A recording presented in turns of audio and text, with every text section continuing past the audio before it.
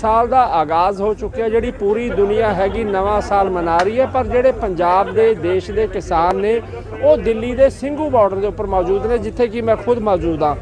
मेरे नाल पंजाबी के प्रसिद्ध जोड़े लोक गायक ने सतनाम पंजाबी में मौजूद ने। पंजाबी प्रचार टीवी के लिए असी इत्थे पहुंचे कवरेज के लिए, तो उत्थे सानू सतनाम पंजाबी मिले ने जोड़े लगातार जदों का संघर्ष चलिया इत्थे मौजूद रहे ने, चाहे पंजाब का धरेड़ी जट्टा टोल होवे, राजपुरा होवे, शंभू बार्डर होवे या हुण ਸਿੰਘੂ बॉर्डर। अद्धी रात तो बाद का समा हो चुका। सतनाम मेरे नाल मौजूद ने, सतनाम नाल पूरे संघर्ष की गल करांगे कि किस तरह का संघर्ष चलता रहा तो अगे की सोचते हैं।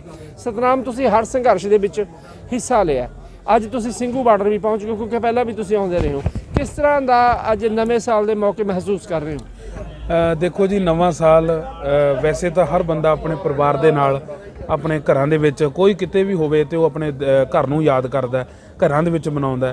पर ये साडी त्रासदी है, साडे ते जो ये काले कानून धक्के नाल थोप दिते गए ने उसका जिसदा उसके विरोध दे विच उसके रोस वजों अज किसानां ने, मजदूरां ने, छोटे दुकानदारां ने इत्थे आउण दा जिहड़ा फैसला लिया।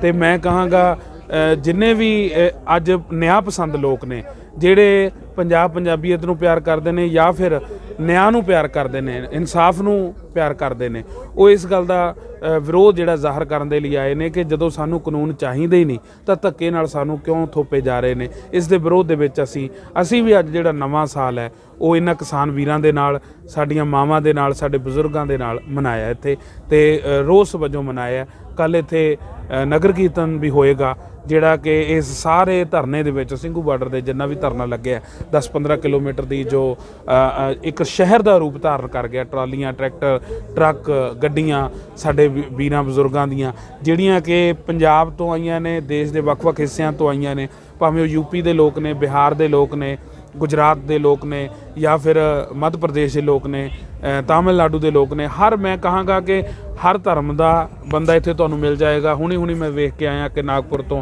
साडे मुस्लिम वीर जिहड़े वो भी आए ने, हिंदू वीर भी आए ने, सिख तां कोई वड्डी गिणती दे विच इत्थे शामिल ने ते नाल जिहड़े ईसाई वीर ने वो भी इत्थे आए ने। ये लोकां दा संघर्ष है ते लोक घोल दे विच बतौर कलाकार मेरा भी फर्ज बनदा है कि जिथे जिथे भी साडे लोक पहुँचते ने, जाते ने, मैं भी उन्हां दे नाल सफ़र करदा। मैनू भावें 10 लोग सुनते हैं, भावें 100 सुनते हैं, भावें 1000, मेरा असी जिन्ना को भी मैं योगदान पा सकदा अपने गीतां राहीं, कला राहीं, तो मैं पाउण दी कोशिश करदा जी। सतनाम जिहड़ा अन्नदाता का यह अंदोलन हैगा लगातार लंबा खिंचदा जा रहा। सरकार हर बारी मीटिंग करती है पर उहदा कोई नतीजा सिरे नहीं चढ़दा। 4 तरीक नूं दोबारा एक मीटिंग रखी गई है जिस जिहड़े 2 कानून आप कह सकते कि 3 कानून नूं रद्द होने की मुख्य तौर पर मंग शामिल है, जिहदे उपर अपणियां किसान जथेबंदियां विचार करनगे सरकार दे नाल। हुण तुसीं की सोचदे हो भी संघर्ष जे लंबा खिंचूगा तो जिहड़े अपने किसान ने उन्हां दा जोश है वो लगातार वध रहा है।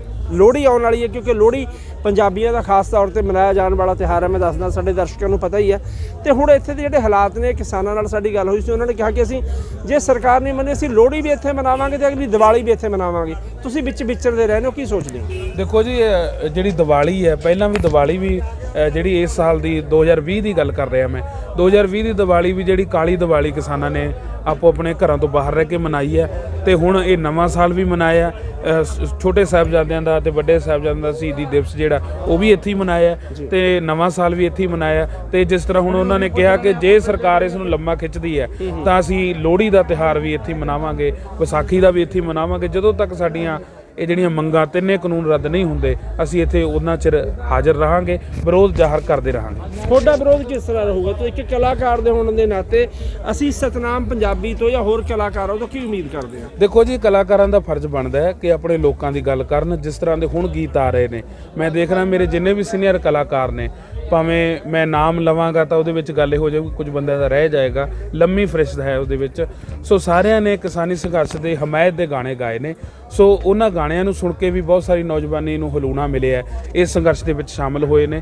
ਸੋ ਮੈਂ ਵੀ ਆਪਣੇ ਗੀਤਾਂ ਰਾਹੀਂ ਕਿਸਾਨੀ ਅੰਦੋਲਨ ਦਾ ਸਮਰਥਨ ਕਰਦਾ। ਹੁਣ ਤੱਕ ਮੈਂ 3 ਗਾਣੇ ਗਾ ਚੁੱਕੇ ਆ। ਇੱਕ ਬਾਪੂ ਸੰਤ ਰਾਮ ਉਦਾਸੀ ਜੀ ਦਾ ਲਿਖਿਆ, ਇੱਕ ਆਪਣੇ ਸੁਖਵਿੰਦਰ ਕੈਨੇਡਾ ਤੋਂ ਉਹਨਾਂ ਦਾ ਲਿਖਿਆ ਗੀਤ ਹੈ ਬਰਾੜ ਸਾਹਿਬ ਦਾ, ਤੇ ਇੱਕ ਗਾਣਾ ਗੁਰਵਿੰਦਰ ਲਿਖਾਰੀ ਜੀ ਦਾ, ਤੇ ਹਾਲ ਹੀ ਦੇ ਵਿੱਚ ਇੱਕ ਮੇਰਾ ਸਾਡੇ ਕੁਲਵੰਤ ਮਾਨ ਜੀ ਉਹਨਾਂ ਦਾ ਵੀ ਲਿਖਿਆ ਗਾਣਾ ਮੈਂ ਜ਼ਰੂਰ ਜਲਦ ਤੋਂ ਜਲਦ ਪੇਸ਼ ਕਰਾਂਗਾ ਕਿਉਂਕਿ ਇਹ ਸਾਡਾ ਫਰਜ਼ ਬਣਦਾ ਜੀ। ਕਲਾਕਾਰ ਦਾ ਇਹੀ ਫਰਜ਼ ਹੈ ਕਿ ਉਹ ਆਪਣੇ ਲੋਕਾਂ ਲਈ ਗਾਉਂਦਾ ਰਹੇ। ਬਿਲਕੁਲ।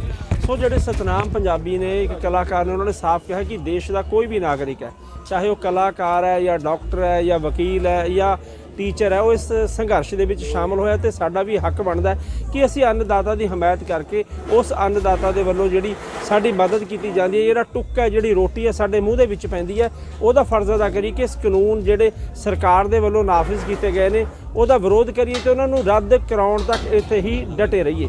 ਪੰਜਾਬੀ ਪ੍ਰਚਾਰ ਟੀਵੀ ਦੇ ਲਈ ਦਿੱਲੀ ਦੇ ਸਿੰਘੂ ਬਾਰਡਰ ਤੋਂ ਮੈਂ ਮਨੋਜ ਸ਼ਰਮਾ।